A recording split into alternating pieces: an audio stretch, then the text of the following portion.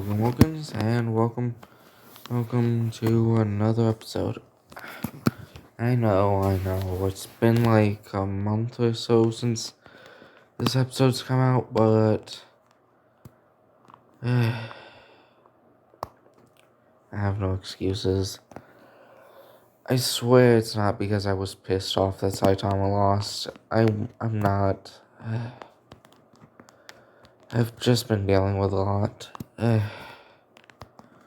But I've gotta talk about this at some point, and I've gotta make more videos on my channel. Overall,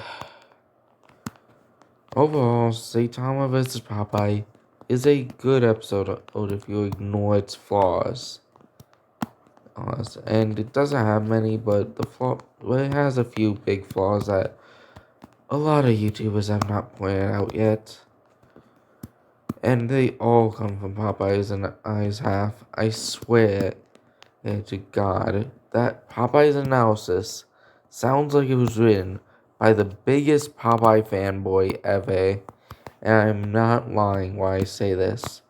They don't bring up how any of Popeye's feats and powers have drawbacks.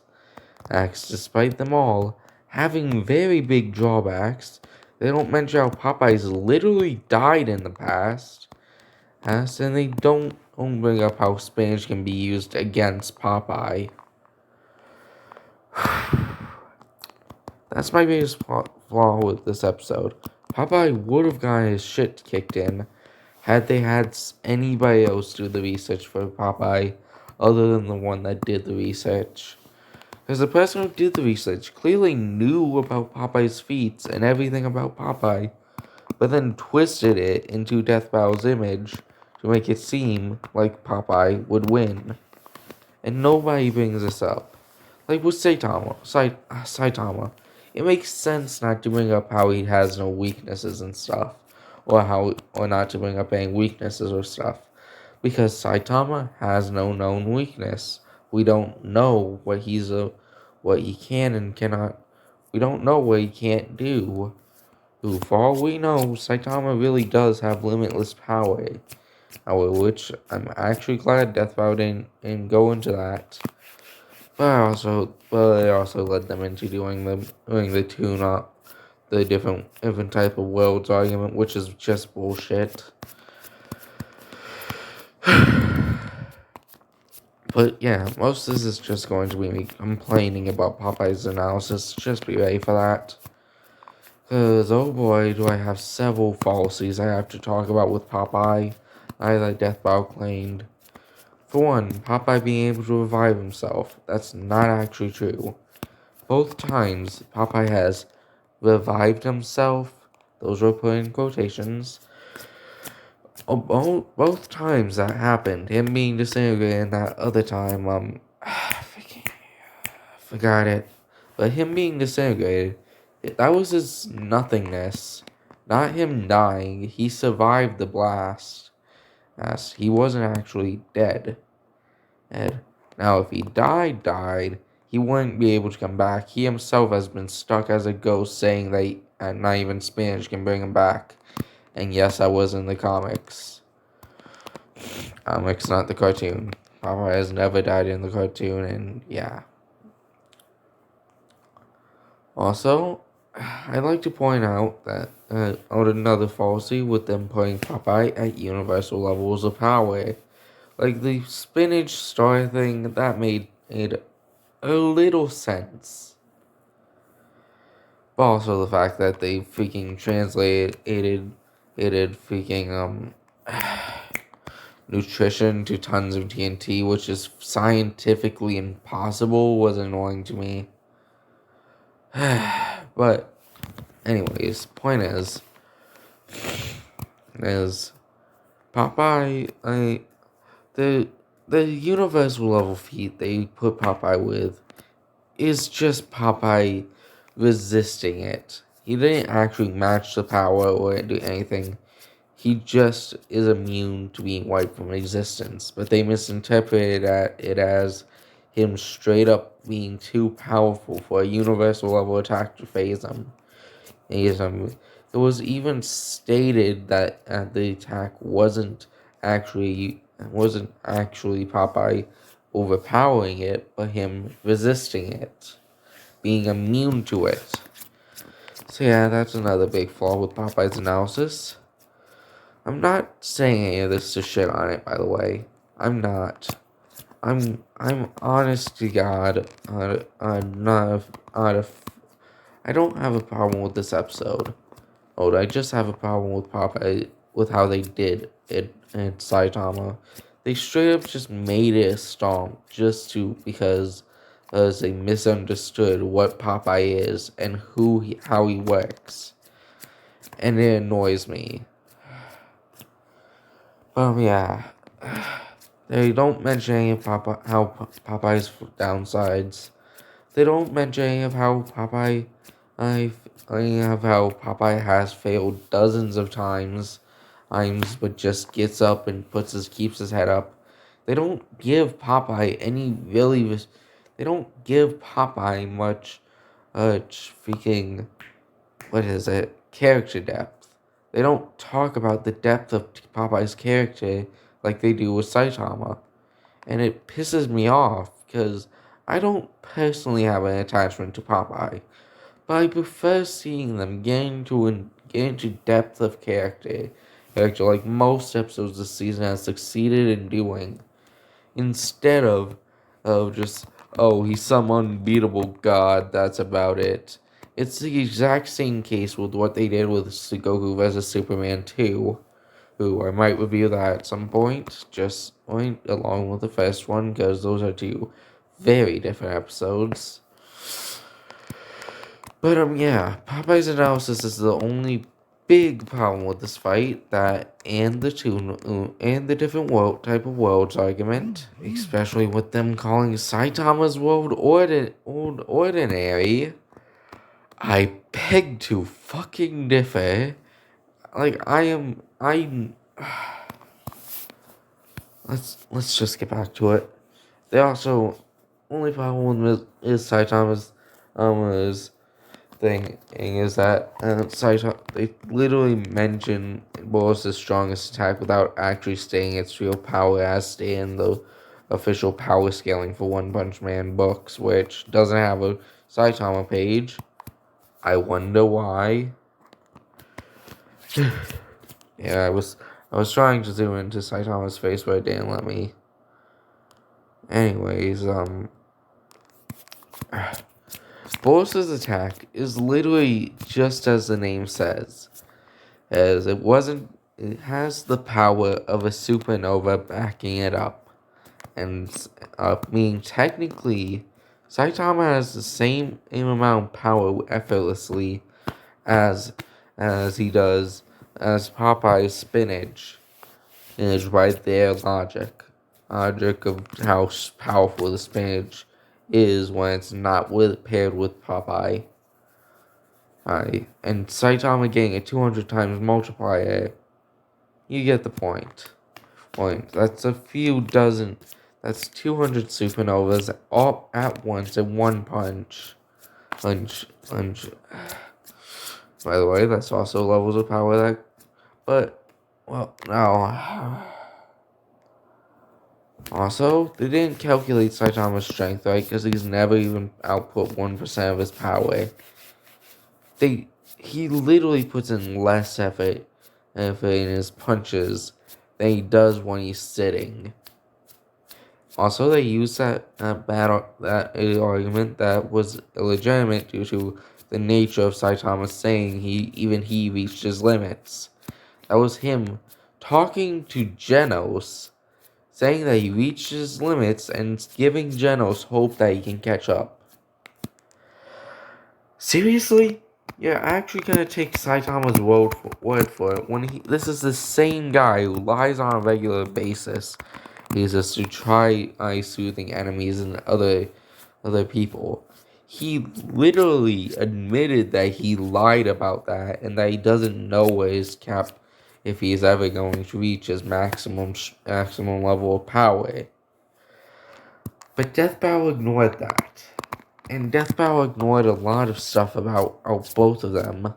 that were important to their characters and who they were. And had they just remembered all this stuff, the outcome would have been a Saitama dub.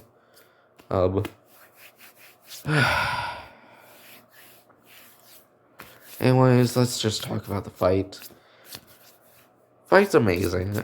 I'm not gonna lie. This fight was was unique. It brought something to thing to it that not many death bows do. Changing animation. From Popeye, of course. Of course, it would be weird if it was Saitama. But changing changing the graphics were different each time, but it all worked generally. The hand-drawn bits were the best, though. Oh, clearly they were going to be the best. It's a hand-drawn Saitama that looks like Saitama. Saitama's already obviously hand-drawn, but he already has a cartoonish look half the time due to him being a not serious character. And with Popeye in mind, that was a pretty easy thing to mix them with. They actually look good side by side. And the fight started, well, yes, it doesn't make sense on the account that they literally mention how Popeye and Saitama refused to fight those who are good, and just with one look, they would be able to tell the other is not a bad guy. But, yeah, the fight started silly and stuff, and Popeye dies right off the bat. Like I said, reasonably, following Popeye's own statements, Popeye would be dead after that one blow. Oh, Spinach wouldn't bring him back. But Death Battle followed their own rules with this.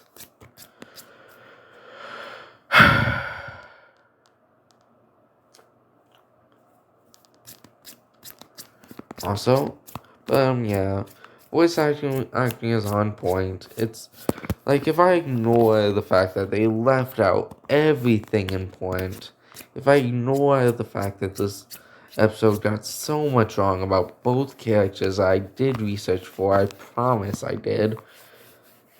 I did research on what they were talking about for Popeye, plus what Popeye's character and stuff, and I did do research, I promise. For Saitama, I did not need to do research. I am obsessed with One Punch Man, and I never will not be.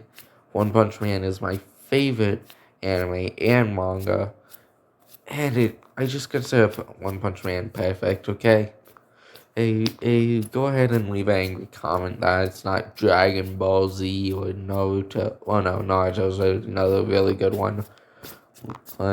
I wish Naruto would get more respect from Death Battle instead of them just saying that weaker characters beat them.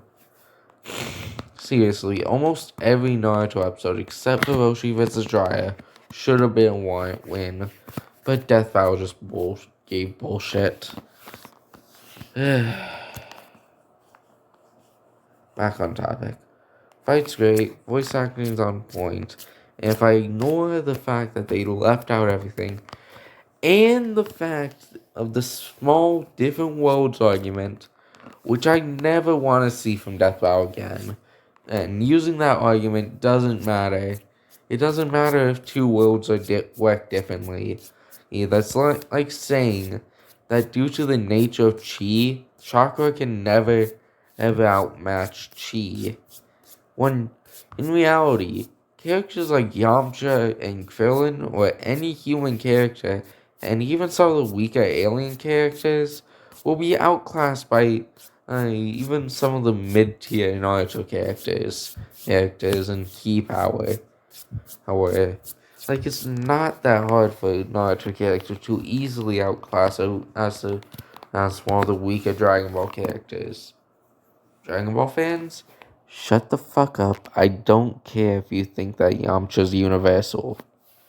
I swear I've actually had to get into arguments about that with people claiming, oh, Yamcha is universal. Yamcha. People are stupid. Yamcha is a weak fucking asshole. But, freaking. This episode feels, though, Like it was written by somebody on the Death Battle fandom. Crap. Where is it? Shit. Hold on, I'll be right back. Okay then. So, overall thoughts of the episode. If I ignore my biggest problems with it, and yes, they are big problems to me, I don't care if you think that the episode's fine without actually getting into detail about all that stuff. It's fine, it's your opinion.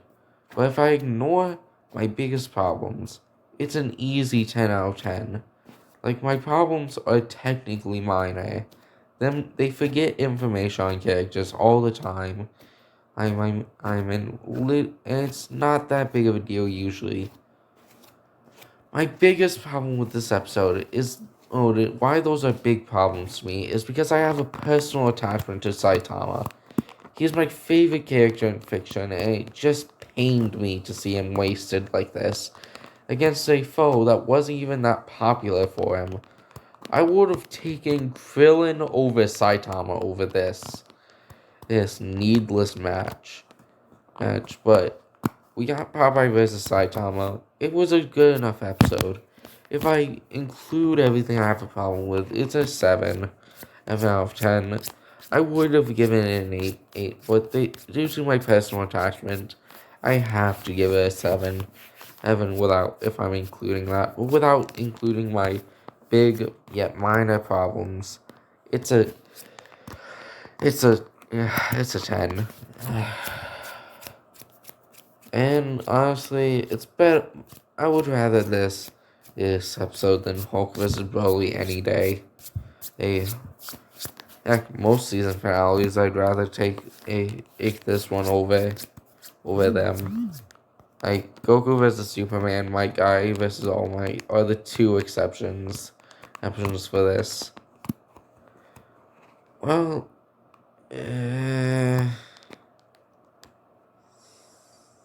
yeah. Anyways, I'm gonna try getting another video out within the next few days.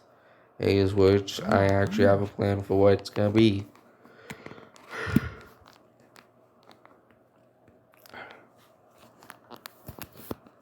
I'm gonna look back and rank all of the first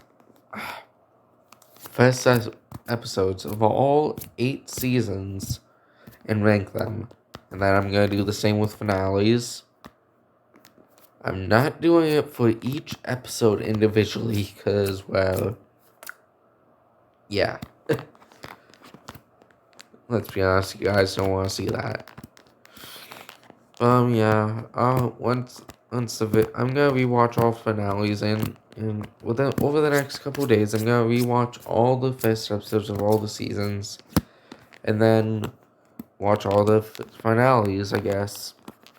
Yeah. For now, Saitama vs. Popeye is a 7 out of 10 with my problems and a 10 out of 10 without. My personal attachment to Saitama makes me disappointed with the matchup, but that's about it.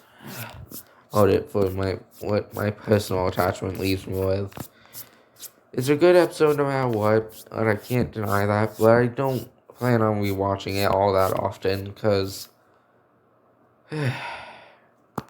Saitama lost because of several bullshit arguments, and I just ended up disappointed with this episode.